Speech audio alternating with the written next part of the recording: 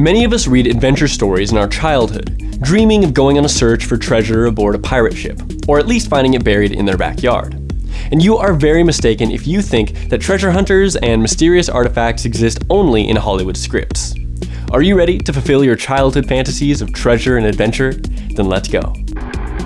First up, giant crystals. Photos from this man's personal archive where he poses with giant crystals are more like a staged photo from an Indiana Jones movie.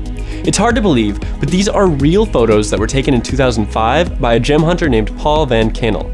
Paul worked painstakingly for 11 years since 1994, when in one of the caves of the Swiss Alps, he found large crystals that prompted him to think that maybe something completely incredible could be waiting for him. His intuition did not disappoint him, and in September 2005, in one of the caves, an incredible picture opened up before his eyes. 45 huge, flawless crystals weighing 2 tons. This find was not only the largest, but also the only one in the Alps over the past 400 years.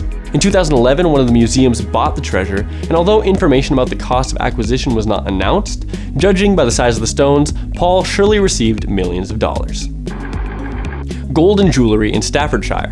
Terry Herbert is one of the romantics with a metal detector in his hands who, for a whole 18 years, never gave up on his dreams of finding grandiose treasures. As a result, he managed to hit the real jackpot. In 2009, an amateur archaeologist asked his friend for permission to investigate his land plot, and after a week of painstaking work with a metal detector, this lucky man found a treasure, which is today recognized as the largest in the history of the Anglo-Saxon period. There were more than 3,500 fragments of precious objects, mostly gold, underground. Most of them date back to the 17th century. In total, the treasure contained 5.5 pounds of silver and approximately 11 pounds of gold. Herbert and his friend, the owner of the site, received almost 3.5 million pounds for the treasure. In addition, in 2010 and 2012, additional excavations were carried out, during which another 91 objects were discovered. Until now, scientists have not come to a consensus on the origin of the treasure, and put forward various assumptions about the owners of the jewelry. The golden treasure of Caesarea. In the ancient city of Caesarea in the south of Israel, caches and treasures have been found more than once.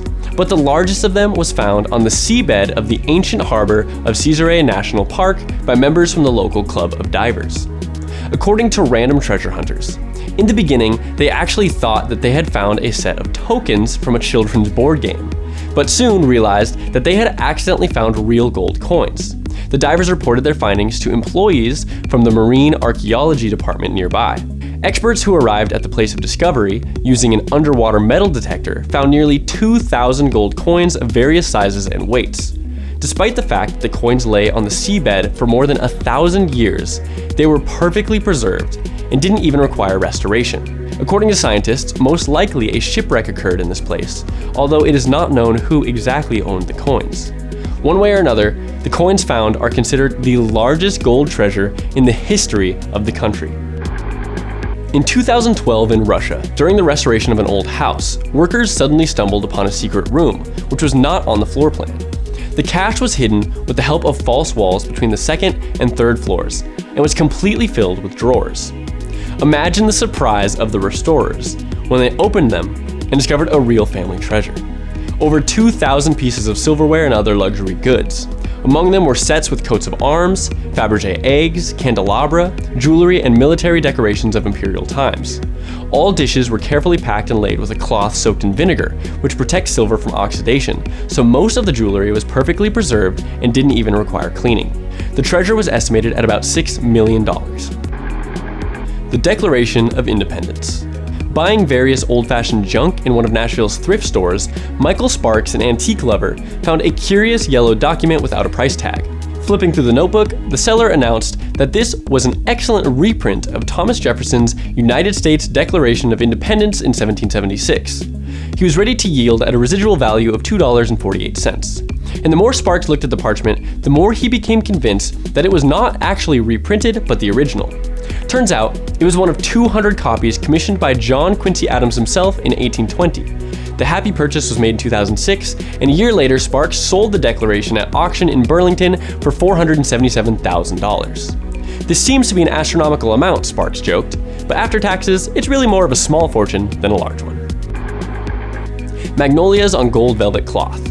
In the late 90s, a man from Indiana who wished to remain anonymous purchased a set of used furniture for $30. As a bonus, the former owner added an old picture, which he was tired of dusting off.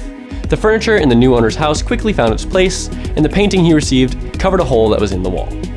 One evening, playing a set in the Masterpiece board game, on one of the playing cards, the man recognized his new painting. Extremely surprised, he searched for information on the internet and came to the conclusion it could be a canvas by a 19th century artist named Martin Johnson Head.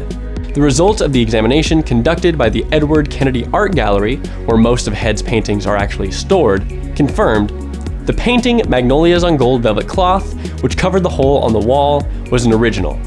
In 1999, he sold the masterpiece for $1.2 million to the Houston Museum of Fine Arts and made an excellent repair. Hoxne Hoard.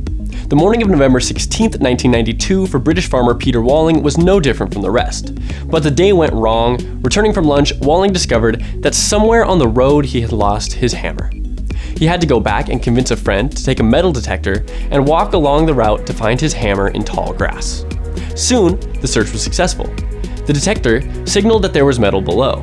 So, looking for the lost hammer, Walling and his friend accidentally found the famous Hoxne Hoard, the largest treasure of 14,000 silver, bronze, and gold Roman coins from the collapse of the Roman Empire ever to be discovered in Britain. According to experts, the total value of the assets amounted to £3 million. The find was proudly displayed in the exposition of the British London Museum. Have you ever found old objects that could be of historical value? If so, be sure to tell us in the comments down below. The Terracotta Army. In 1974, a simple peasant from Xi'an, China went to the mountain to dig an artesian well. Imagine his surprise when, instead of water, he found many strange fragments. Thus began the story of one of the most significant archaeological discoveries in the history of mankind. The Terracotta Army of the Emperor Qin Shi Huang, uniting China in the 3rd century BC. The Terracotta Army of full-size statues of 8,000 warriors in battle formation, horses and bronze chariots, rests at a distance of about 5,000 feet east of the tomb of the emperor. The first emperor of the Qin Shi Huang dynasty gave the order to build a tomb at the age of 13, immediately after beginning his reign. The construction of the mausoleum required the efforts of more than 700,000 workers and lasted as long as 38 years. Excavations and new discoveries continue to this day. Collection of coins from the library. Few of us visit libraries today, but just imagine, even there you can find treasures. In 2011, a library cleaner in Bavaria discovered a wooden box while cleaning one of the vaults in this library founded in 1862.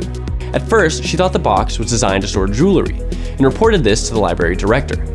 Having studied the contents of the box, he found in several boxes silver, bronze, and brass coins from ancient Greece, Rome, and Byzantium.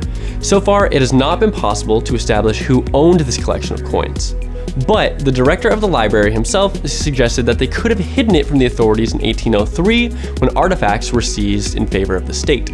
Despite the fact that the value of the coins could reach $1 million, they still remain a legacy of the library. Odyssey Marine Exploration, one of the most fortunate antiquity hunters of recent decades, discovered a treasure in 2007 at the bottom of the Atlantic, which was later called the largest underwater treasure ever found. Treasure hunters raised more than 500,000 gold and silver coins, jewelry, and other artifacts from the bottom. The total weight of the cargo exceeds 17 tons, and according to preliminary estimates, cost about $500 million. The Spanish government immediately claimed their rights, claiming that the find was raised in the Strait of Gibraltar and thus accordingly belongs to Spain.